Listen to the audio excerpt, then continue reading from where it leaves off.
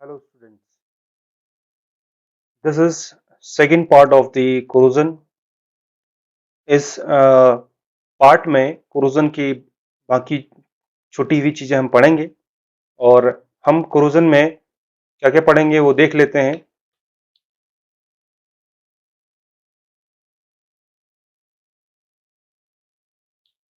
हम पढ़ेंगे इसके अंदर कि corrosion की क्या थ्योरीज हैं और ड्राई और केमिकल corrosion हम एक पार्ट पढ़ चुके हैं और दूसरा पार्ट हम पढ़ेंगे आज वेट और इलेक्ट्रोकेमिकल corrosion, जिसके अंदर पढ़ेंगे hydrogen evolution, oxygen absorption and हम जो टाइप्स थी ड्राई और केमिकल कोरोजन की उसका ऑक्सीजन या ऑक्सीडेशन कोरोजन हम पढ़ चुके हैं, लेकिन हम आज पढ़ेंगे कोरोजन बाय अदर गैसेस और जिसमें कि हाइड्रोजन इम्ब्रिटलमेंट है, डिकार्बोरेशन है और लिक्विड मेटल कोरोजन। ये बातें हम आज इसमें पढ़ेंगे और जो टाइप्स हैं वो तो हम बात कर चुके हैं इसके बारे में। इसके साथ साथ जो टाइप्स हैं उसमें गैल्वेनिक जो केमिकल कोरोजन है, इसको केमिकल कोरोजन न बोले कि हम बोलेंगे इलेक्ट्रोकेमिकल कोरोजन। इलेक्ट्रोकेमिकल कोरोजन हम पढ़ेंगे तो वो है इलेक्ट्रोकेमिकल इलेक्ट्रोकेमिकल में हम पढ़ेंगे गैल्वेनिक, ये केमिकल ना हो गए, इलेक्ट्रोकेमिकल पार्ट है ये। और उसके अंदर गैल्वेनिक और बायोमेट्रिक कोरोजन और डिफरेंशियल एरिएशन और concentration cell corrosion, pitting localized corrosion, crevice corrosion, pipeline corrosion, corrosion और वायर सरफेस, इतनी सारी चीजें हम यहाँ पढ़ेंगे। तो सबसे पहले हम बात करते हैं कोरोजन बाय अदर गैसेस, जो कि खास तौर पे हाइड्रोजन की हम बात करेंगे। उसमें सबसे पहले आता है हाइड्रोजन इम्ब्रिटलमेंट। इम्ब्रिटलमेंट का मतलब कि the loss of ductility of a material in the presence of hydrogen. Hydrogen की उपस्थिति में मटेरियल का जो उसकी डक्टिलिटी है उसमें अगर लॉस आता है वह होता है हाइड्रोजन इम्ब्रिटलमेंट। मतलब मेटल का या कोई मटेरियल का हाइड्रोजन की प्रेजेंस में उसकी डक्टिलिटी में कमी, हाइड्रोजन इम्ब्रिटलमेंट। उसकी मैकेनिज्म क्या है देखते हैं कि this type of corrosion occurs when a metal is exposed to the hydrogen environment. Hydrogen environment में ऐसा क्या होता है, उसमें हम देखते हैं कि iron liberates atomic hydrogen with hydrogen sulphide in the following veg. कैसे? जो आयरन है हाइड्रोजन सल्फाइड के साथ क्या करता है, आयरन हाइड्रोजन सल्फाइड के साथ आयरन सल्फाइड में कन्वर्ट हो जाता है और जो हाइड्रोजन जो डिफ्यूज हुआ है, hydrogen diffuses into the metal matrix in this atomic form and gets collected in the void present inside the metal। जो मेटल के अंदर के जो voids हैं उसमें वो हाइड्रोजन क्या हो जाते हैं, कलेक्ट हो जाते हैं। Further diffusion of atomic hydrogen makes them combine with each other and form hydrogen gas. तो ये हाइड्रोजन गैस बनाते हैं। क्यों? क्योंकि जो हाइड्रोजन है वह उस मेटल के voids में कलेक्ट हो जाती हैं। Collection of these gases in the voids develops very high pressure causing cracking and blistering of metal। Metal का जो क्रैक उसमें बना देता है, उसकी ब्लिस्टरिंग कर देता है, तो उसकी डक्टिलिटी कम हो जाती है। दूसरा है डिकार्बोरेशन, जिसको बोलते हैं डिकार्बोराइजेशन जिसको बोल सकते हैं। अब ये बात आ गई कार्बन में के स्टील में होने की वजह से। The presence of carbon in steel gives sufficient strength to it. हम जानते हैं का आयरन को कार्बन में, अगर कार्बन को आयरन में मिला दें तो वो स्टील बनता है और स्टील की सफिशिएंट स्ट्रेंथ हो जाती है। बट जब स्टील को हाइड्रोजन इन्वायरमेंट में हाई टेम्परेचर पे एक्सपोज किया जाता है तो इस केस में भी एटॉमिक हाइड्रोजन बनते हैं। लेकिन वो एटॉमिक हाइड्रोजन क्या करेंगे वो देखने की बात है। अभी देखते हैं आगे कि जो हाइड्रोजन है वो एटॉमिक हाइड्रोजन में कन्वर्ट हुआ। एटॉमिक हाइड्रोजन स्टील के कार्बन के साथ रिएक्शन करते हैं और मीथेन गैस बनाते हैं। यहाँ पे महत्वपूर्ण बात यह है कि जो हाइड्रोजन थी वह कार्बन के साथ, और कार्बन स्टील में था, उसने मीथेन गैस बनाई, जिसकी वजह से क्या हुआ, the carbon content in steel is decreased. Steel में कार्बन की मात्रा कम हो गई। The process of decrease in carbon content in steel is known as decarburization. Carbon का कम होना स्टील में डिकार्बोराइजेशन कहा जाता है। वो क्यों होता है? बिकॉज हाइड्रोजन कार्बन के साथ रिएक्शन करता है और मीथेन बना देता है। और collection of methane gas in the words of steel develop high pressure, जिसकी वजह से क्रैकिंग होती है और स्टील कमजोर पड़ जाता है, दस स्टील लूजेस इट्स स्ट्रेंथ। तीसरा पार्ट है इसमें लिक्विड मेटल कोरोजन। ये क्यों होता है समझ लेते हैं। This is due to chemical action of flowing liquid metal at high temperature on solid metal और अलॉय। केमिकल एक्शन होती है फ्लोइंग लिक्विड में मेटल में हाई टेम्परेचर की वजह से, हाई टेम्परेचर होता है तब such corrosion occur in devices used for nuclear power. The corrosion reaction involves either dissolution of solid metal by liquid metal, internal penetration होता है लिक्विड मेटल का सॉलिड मेटल में। तो both these modes of corrosion cause weakening of the solid metal. तो दोनों कारण जो है, डिसोल्यूशन भी है और इंटरनल पेनिट्रेशन भी है, इसकी वजह से मेटल का कोरोजन हो जाता है और मेटल कमजोर हो जाता है। दूसरा हम पढ़ेंगे इसमें जो मैकेनिज्म थी, प्रोसेस था कोरोजन का, वो है वेट और इलेक्ट्रोकेमिकल कोरोजन। इलेक्ट्रोकेमिकल कोरोजन में क्या क्या है वो हम देखते हैं। क्या होता है इन्वॉल्व, क्या क्या चीजें होती हैं। द फॉर्मेशन ऑफ एनोडिक और cathodic area parts in contact with each other. अब हम बात कर रहे हैं इलेक्ट्रोकेमिकल की और वेट की। वेट का मतलब एक्वस कंडीशन में रहेगा और एक्वस इलेक्ट्रोकेमिकल होगा तो एनोडिक एनोड बनेंगे और कैथोड्स बनेंगे, और एनोडिक एरिया भी रहेगी, कैथोडिक एरिया भी रहेगी। प्रेजेंस ऑफ कंडक्टिंग मीडियम, यानी इलेक्ट्रॉन का कंडक्शन होगा। Corrosion of anodic areas only and formation of corrosion product somewhere between the anodic and cathodic areas. उसमें कुछ कोरोजन होगा लेकिन कहाँ होगा, वो बनेगा एनोड और कैथोड एरिया के लगभग कहीं बीच में। This involves flow of electron current between the anodic cathodic area. तो इसकी वजह से क्या होता है, एनोड और कैथोडिक एरिया में इलेक्ट्रॉन करंट का फ्लो होना शुरू होता है। अब एनोडिक एरिया में क्या होता है उसको देख लेते हैं। एनोड में होता है oxidation reaction. In at anodic area oxidation reaction takes place। Oxidation का मतलब होता है लिबरेशन ऑफ फ्री इलेक्ट्रॉन, हमने कहा लॉस ऑफ इलेक्ट्रॉन को हम ऑक्सीडेशन कहते हैं। So anodic metal is destroyed by either dissolving और assuming combined state.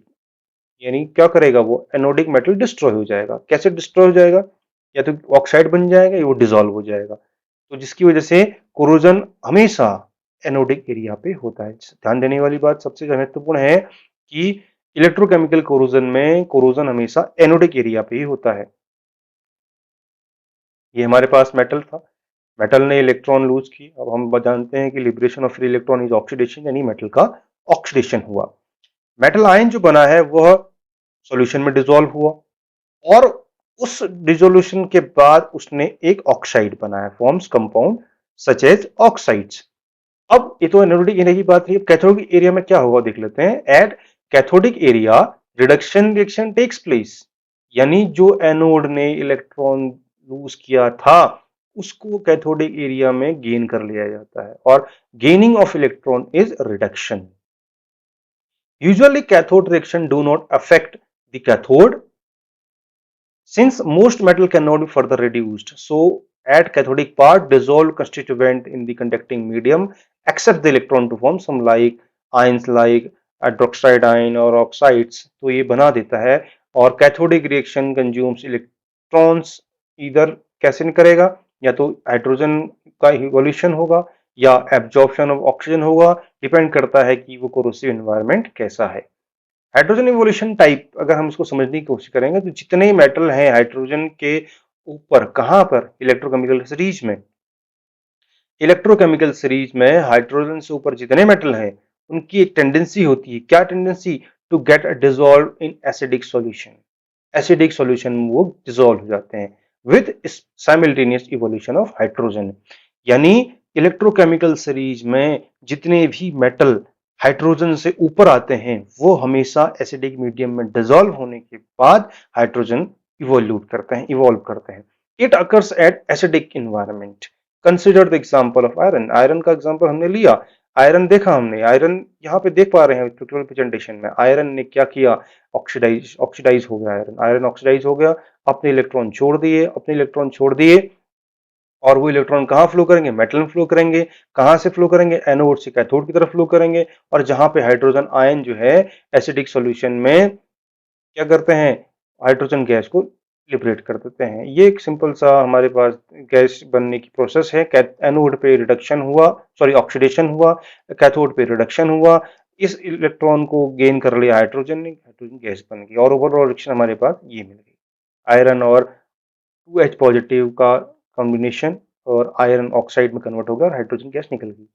Oxygen absorption type हमारे पास इसके बाद रस्टिंग ऑफ आयरन जानते हैं in neutral aqueous solution of electrolytes like NaCl solution. अगर हमने बात कही कि NaCl सॉल्यूशन में रस्टिंग होती है यानी आयरन को रखा जाता है, तो खास तौर पे in the absence of atmospheric oxygen is a common example of this type of corrosion. तो ऑक्सीजन एब्जॉर्प्शन टाइप कोरोजन कहा जाता है। NaCl की सॉल्यूशन में जब इलेक्ट्रोलाइट जो हमारे पास है उसकी कंडीशन पे इसकी presence of atmospheric oxygen in the presence of atmospheric oxygen जब रस्टिंग होती है तो वो ऑक्सीजन एब्जॉर्प्शन टाइप है।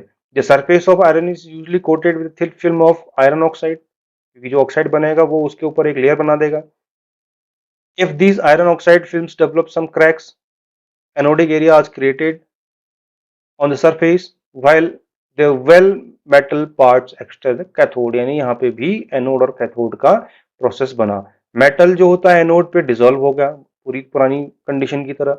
हमारे पास है ये एनोड, एनोड ने क्या किया, डिसोल्यूशन कर दिया आयरन का, आयरन ने इलेक्ट्रॉन दे दिए, हमने पहले ही पढ़ रखी है केमिकल रिएक्शन। कैथोड पे क्या हुआ, ऑक्सीजन जो था वो ऑक्सीजन हाइड्रोक्साइड आयन में कन्वर्ट हो गया और फर्दर ये आपस में केमिकल रिएक्शन हुई और दे मीट टुगेदर और फेरस हाइड्रोक्साइड प्रेसिपिटेट बन गया।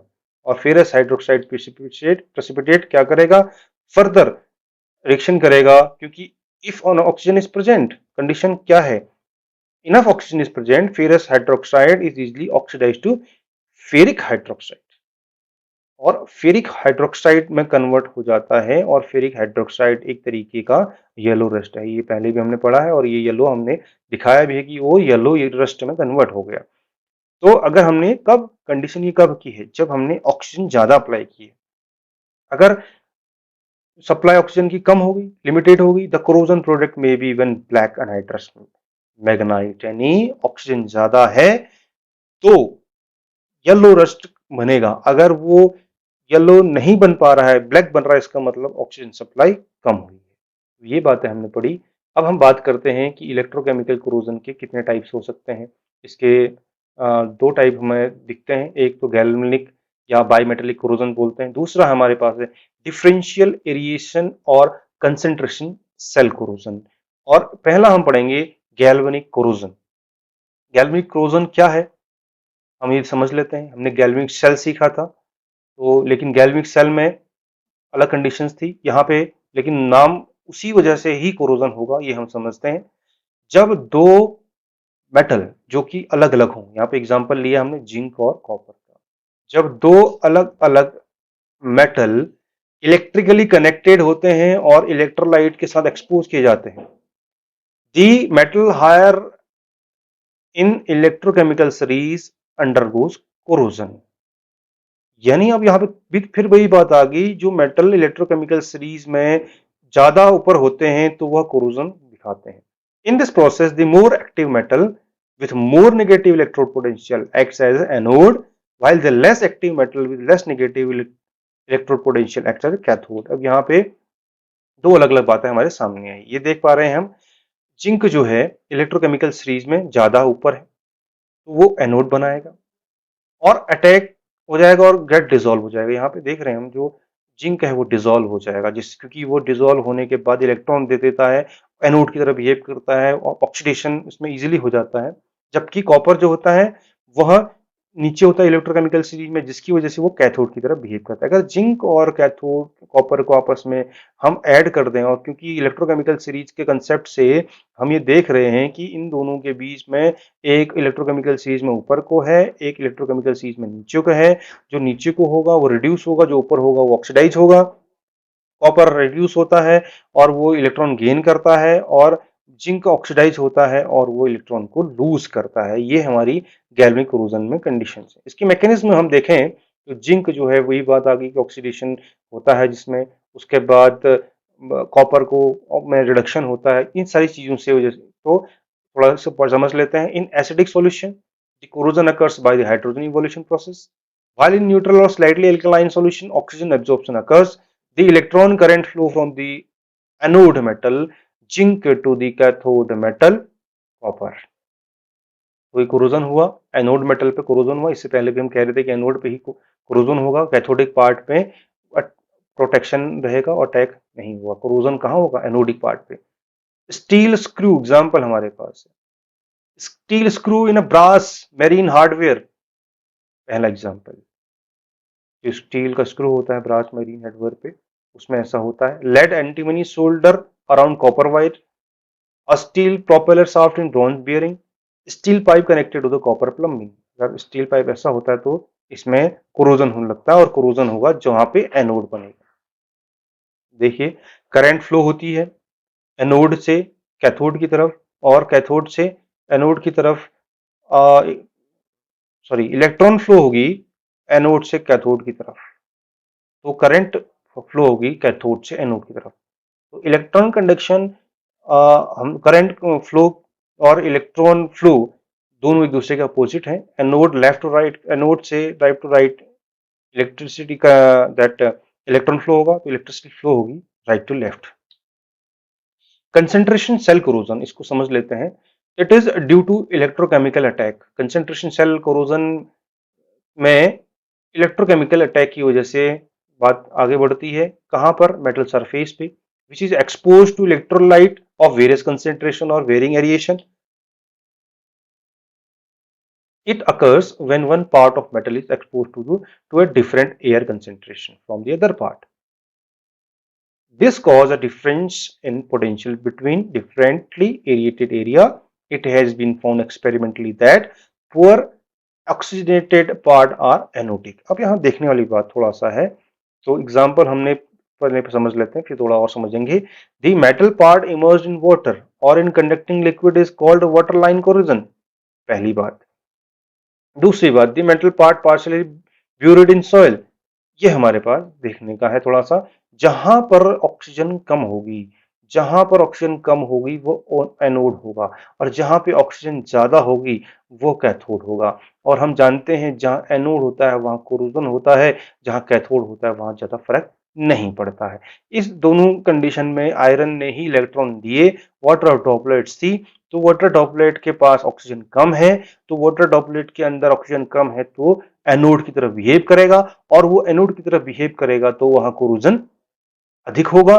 और जहां पर कैथोड जो कि जहां हाई ऑक्सीजन है वो कैथोड की तरफ बिहेव कर रहा है और वो उस जगह पे कोरोजन नहीं होगा। ये इसका बेसिक कंसेप्ट है। If metal is partially immersed in a conducting solution, the metal part above the solution is more aerated and becomes cathodic। ये हमने कहा कि अगर aerated होगा तो पानी, अगर ऑक्सीजन ज्यादा होगी तो कैथोडिक होगा। The metal part inside the solution is less aerated and then become anodic and suffer corrosion। तो जहाँ पे एनोड होगा वो कोरोजन बन जाएगा। कोरोजन अकर करता है, हमने बात कही, क्योंकि यहाँ पे लेस एरिएशन है कैथोड एनोड पे। कैथोड पे क्या होगा? OH नेगेटिव आंसर प्रोड्यूस्ड, क्योंकि यहाँ पे एरिएशन ज्यादा है। तो कुछ एग्जांपल्स के हैं, फिटिंग और localise corrosion, crevice corrosion, pipeline corrosion, इनको थोड़ा थोड़ा, और कोरोजन ऑन वायर फेंस, इसको समझ लेते हैं थोड़ा सा। पिटिंग कोरोजन किसे कहते हैं? Pitting is a localised attack while result in the formation of hole round which is with the metal is relatively unattacked। जहां पे नहीं अटैक करेगा, तो इसका कंसेप्ट वही है कि जहां पे एरिएशन डिफरेंट है या कंसेंट्रेशन डिफरेंट है। Metal area covered by the drop water, dust, sand, scale, it's the aeration और concentration cell. Pitting corrosion is explained by the considering a drop of water or brine solution on a metal surface, especially iron। इससे पहले हमने वो समझा था, इसको pitting corrosion कहते हैं। The area covered by drop of salt solution as less oxygen and acts as anode. जहां पे ऑक्सीजन कम होगा, हम पहली बात कर रहे हैं, जहां पे ऑक्सीजन कम होगा वो एनोड की तरह बिहेव करेगा और उस एरिया में कोरोजन ज्यादा होगा। The uncovered area acts as a cathode, तो जहां, क्योंकि वहां पे ऑक्सीजन ज्यादा है तो कोरोजन कम हो। ये देखने वाली बात, थोड़ा सा देख लेते हैं इस बात को। यहाँ ऑक्सीजन ऊपर वाले कंडीशन में यहाँ पे ऑक्सीजन है, और अगर ये एक पर्टिकुलरली एक होल बना, उस होल के अंदर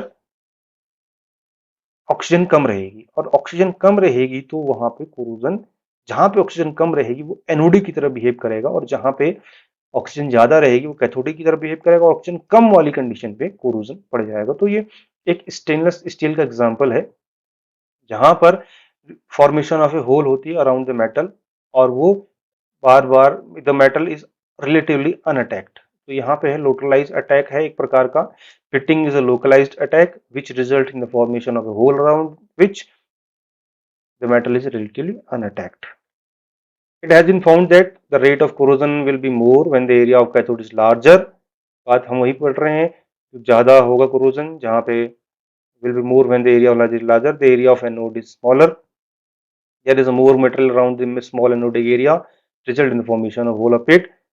आयरन ऑक्सीडाइज होगा, इलेक्ट्रॉन रिलीज करेगा, कैथोड पे ऑक्सीजन कन्वर्ट करेगा हाइड्रोक्साइड आयन में। ये केमिकल रिएक्शन हमने पढ़ रही है, आयरन के हाइड्रोक्साइड बनेंगे, हाइड्रोक्साइड जो है फिर फर्दर कन्वर्ट हो जाएगा रस्ट में। स्टेविक कोरोजन ये एक अन्य प्रकार का कोरोजन है।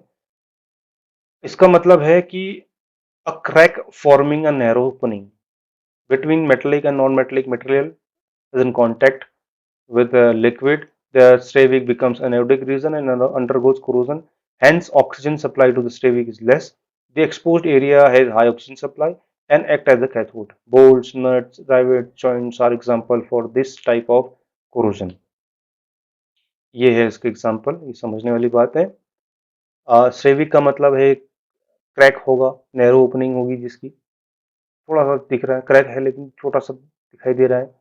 Metallic and non metallic material होगा और कांटेक्ट में होगा, जिसकी वजह से एनोडिक रीजन बनेगा, और एनोडिक रीजन जहां होगा वहां कोरोजन होगा। ऑक्सीजन कम होगी तो कोरोजन होगा। ऑक्सीजन सप्लाई स्ट्रेविक में यानी जो क्रैक्स है उसमें कम होती है, तो वो ऑक्सीजन कम पहुंच रही है तो एनोड्स बन जाएगा, और एनोड बन जाएगा तो वो उस कंडीशन में कोरोजन बढ़ जाएगा। पाइपलाइन कोरोजन, इसके बाद हम पढ़ेंगे पाइपलाइन कोरोजन। ब्यूरिड पाइपलाइंस और cables passing from one type of soil to another soil may get corroded due to differential aeration. ये सिंपल सा है, पाइपलाइन अगर दूसरी एक मिट्टी से दूसरी मिट्टी में जा रही हैं या केबल्स जा रही हैं तो वो अलग अलग एरिएशन की वजह से कोरोड हो जाएंगी। कोरोजन वायर फेंस, यही बात है उसमें भी, कोरोजन वायर फेंसिंग के वायर में कैसी प्रकार से कोरोजन होती है। Is one in which the area where the wires cross, जो जहां वायर क्रॉस करेगा वो एनेटिव हो जाएगा, लेस एरिएशन एरिएटेड है, then the rest of the fence cathodic हो जाएगा, hence corrosion takes place the wire crossing. ये आपने समझा, ये सब चीजें कोरोजन की बातें हैं, और इसका मतलब है कोरोजन, इसमें दूसरी लाइन है, corrosion occurring under metal washes and lead pipeline passing through clay to cinders और अदर एग्जांपल उसके हमारे पास है। तो ये लेक्चर हमने कोरोजन की जो कंसंट्रेशन कोरोजन है, इलेक्ट्रोकेमिकल कोरोजन है, उसके लिए डेडिकेट किया। इसमें हमने इतनी सारी चीजें पढ़ी कि क्या क्या कोरोजन की क्या क्या बात है। खासतौर पे हमने पढ़ा कि वेट इलेक्ट्रोकेमिकल कोरोजन क्या होता है, हाइड्रोजन इवोल्यूशन क्या होता है, ऑक्सीजन एब्जॉर्प्शन क्या होता है, कोरोजन जो हाइड्रोजन से है वो कैसे होता है, हाइड्रोजन इम्ब्रिटलमेंट किसे कहते हैं, डिकार्बोनाइजेशन किसे कहते हैं हम, और लिक्विड मेटल कोरोजन हमने पढ़ा। हमने टाइप्स ऑफ दी वेट और इलेक्ट्रोकेमिकल कोरोजन हमने पढ़ा। इसको यहाँ पे हम इसको वेट बोलेंगे। गैल्वेनिक और बायोमेटेलिक कोरोजन जिसमें है डिफरेंशियल एरिएशन और कंसंट्रेशन सेल कोरोजन हमने पढ़ा। अलग अलग एयर की कंडीशन में अलग अलग कंसंट्रेशन होती है तो अलग अलग तरीके से कोरोजन होता है, जिसमें हमने पिटिंग लोकलाइज कोरोजन पढ़ा, स्ट्रेविक कोरोजन पढ़ा, हमने पाइपलाइन कोरोजन पढ़ा, कोरोजन ऑन वायर फेंस हमने इसके बारे में पढ़ा। तो ये बातें कोरोजन के बारे में हमने पढ़ी। अगर आपको ये कोरोजन का चैप्टर अच्छा लगा तो आप शेयर कर सकते हैं, और अगर आपके डाउट्स हैं आप कमेंट कीजिए, हम आपके डाउट्स क्लियर करेंगे। Thank you.